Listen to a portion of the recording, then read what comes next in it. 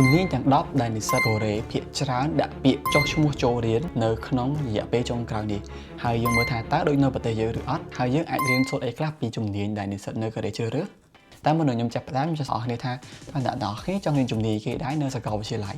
ជួយ comment ខាងក្រោមផងហើយបើសិនមានឱកាសមករៀននៅកូរ៉េតើអ្នកទាំងនេះចង់រៀនជំនាញគេដែរជំនាញទី10ដែលមាននិស្សិតចុះឈ្មោះរៀនច្រើនជាងគេគឺ Media និង Communication ទី9គឺ Nursing រៀនទី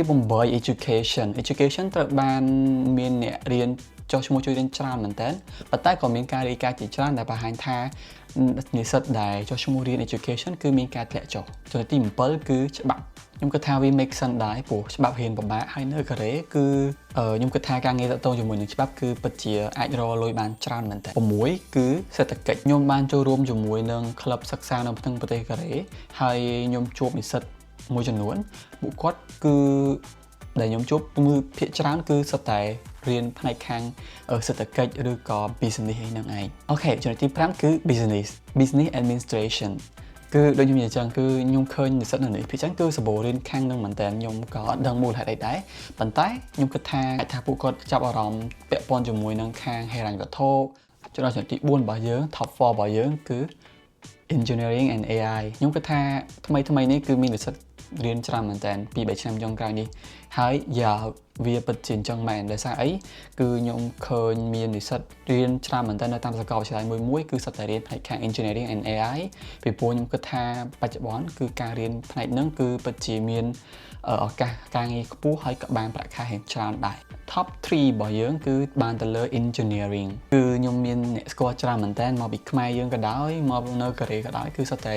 ចុះឈ្មោះរៀន engineering មានតាមផ្នែករបស់គេចឹងខ្ញុំអត់សូវស្គាល់ដែរប៉ុន្តែសម្បូរអ្នករៀនច្រើនមែនតើគឺ deserve នៅខ្មែរយើងមិនដែរតើអស់គ្នាសម្បូរអ្នករៀន engineering អត់ទី2គឺតកតងជាមួយនឹង pharmacy រៀងភ្ញាក់អារម្មណ៍មែនទេនៅនេះគឺសម្បូរអ្នករៀន pharmacy មែនតើសូម្បីតែពេលដែលខ្ញុំទៅសកម្មភាពក្លឹបសិក្សាក៏ជួបជាមួយនឹងនិស្សិតដែលគាត់រៀនផ្នែកខាងនឹងដែរ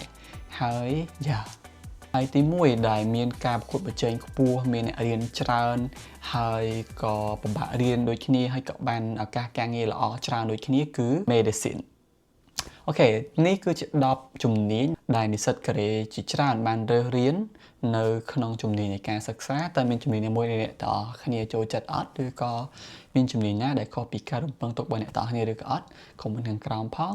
ហើយបើសិនតើអ្នកគ្នាមានឱកាសបានរៀននៅកូរ៉េតើរៀនជំនាញអីដែរខ្ញុំរៀនជំនាញខាង education នៅរៀនទី8ដែរចឹងខ្ញុំគិតថាអាចនឹងតើអ្នកគ្នាមានជំនាញណាមួយដែលអ្នកចង់រៀនអាច comment ខាងក្រោមបានហើយជួបគ្នាវីដេអូក្រោយ